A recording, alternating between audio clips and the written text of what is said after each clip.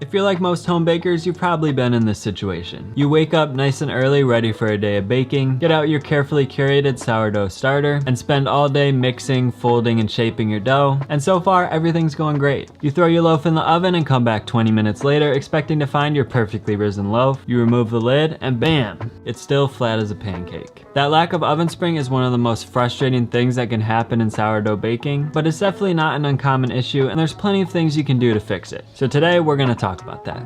Let's get into it. If you're new here, my name is Charlie, and on this channel I show you how to make delicious food using simple ingredients and techniques so that you can become a more confident home cook. So let's talk sourdough. For those of you that don't know, oven spring is basically that initial rise that you see in your bread during the first 10 to 15 minutes of baking as the fermentation speeds up and the gases in the dough start to expand. So it's really important to maximize your rise during that time, because by the time those first few minutes are over, the bread heats up to the point where the yeast can no longer survive, which marks the end of the fermentation process and therefore the end of the rise. So let's get into 5 tips that I've picked up throughout my sourdough baking endeavors that'll help you get a better oven spring on your loaves. Keep in mind, these steps aren't necessarily listed in order of importance. In fact, they're all necessary steps in getting a great oven spring. So make sure to watch the entire video so you get all the info that you need. So let's get into it. So tip number 1 is to make sure that your starter is nice and strong and that you add it to the dough at the proper time. It seems pretty obvious, but to get a bread that rises sufficiently, you'll first need a starter that rises sufficiently. If you're struggling with your starter, I've got a video about that too, which I'll link in the description below. But basically, your starter should rise and fall within a 12 to 24 hour period, and at its maximum rise, it should be about doubled in size. If your starter is just weakly bubbling and not really rising much, then it's probably not strong enough and you'll end up with a weak rise to your bread. The starter is the foundation of your entire loaf, so it's really important to build up that strength. But once you've built up a strong starter, the next factor you need to pay attention to is the timing.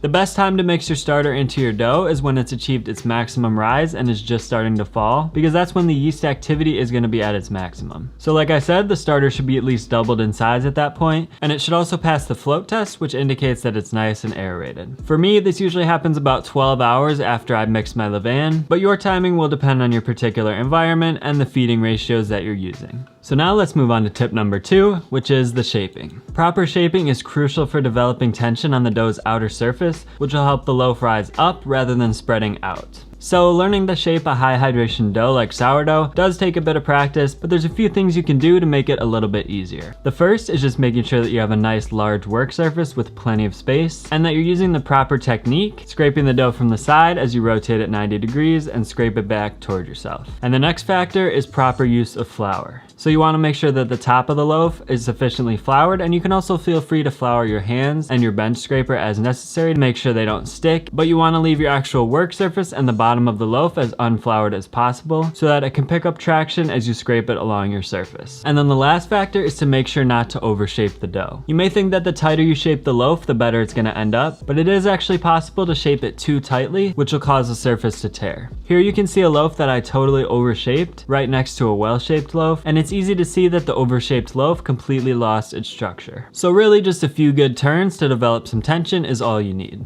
You can refer to my complete sourdough bread baking tutorial, which I've also linked below, for a more in-depth walkthrough on shaping, but those are the most common issues that I've encountered. Now this leads us into tip number 3, which is to make sure not to over ferment your dough. And this is the biggest mistake that I made when I first got into sourdough, but once I figured it out, it made all of the difference in my loaves. Over fermentation basically just happens when your bulk rise phase is too long, and it causes your dough to become really wet and sticky and prevents it from holding its shape properly. So not only is an over fermented dough really hard to work with, but it also won't rise properly in the oven because the yeast activity has already peaked too early and started to decline again by the time you throw the bread in the oven. I know it's tempting to extend the bulk rise phase as you see your dough getting softer and airier, but you really just want to let it go until you start to see some bubbles forming and the dough has grown in size by about 20 to 30%. So if you're currently doing a 4-hour bulk rise phase, for example, maybe try reducing it to about 2.5 or 3 hours, and I think you'd be surprised by how big of a difference that can actually make. Now moving on to tip number 4,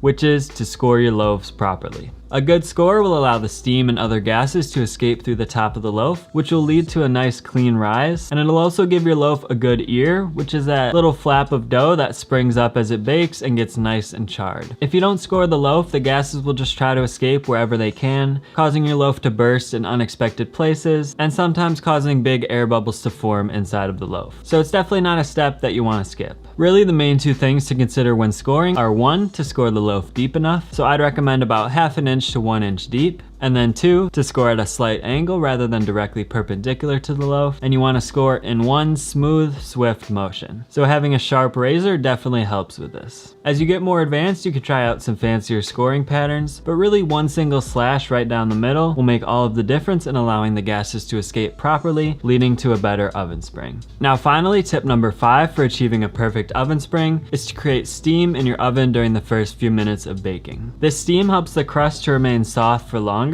so the loaf can rise freely at the beginning of the baking process. Commercial bakeries use special ovens that can actually inject steam inside during the first few minutes of baking, but since most of us don't have access to those, the easiest way to duplicate this effect at home is just to bake your bread inside of a Dutch oven. So as the bread starts to bake and releases steam, that steam gets trapped within the Dutch oven, creating that humid environment that we're looking for. Then after about 20 minutes of baking, we can remove the lid from the Dutch oven, which allows the crust to get nice and browned and crispy.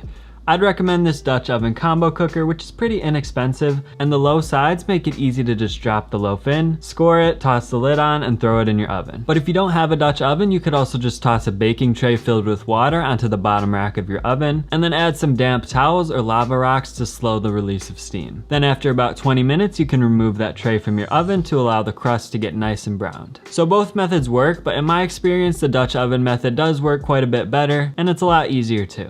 So I hope this video helped you out, and remember, for a full walkthrough on my favorite sourdough baking recipe, be sure to click the video in the bottom right corner of the screen. So there you go. I'll see you all in the next one.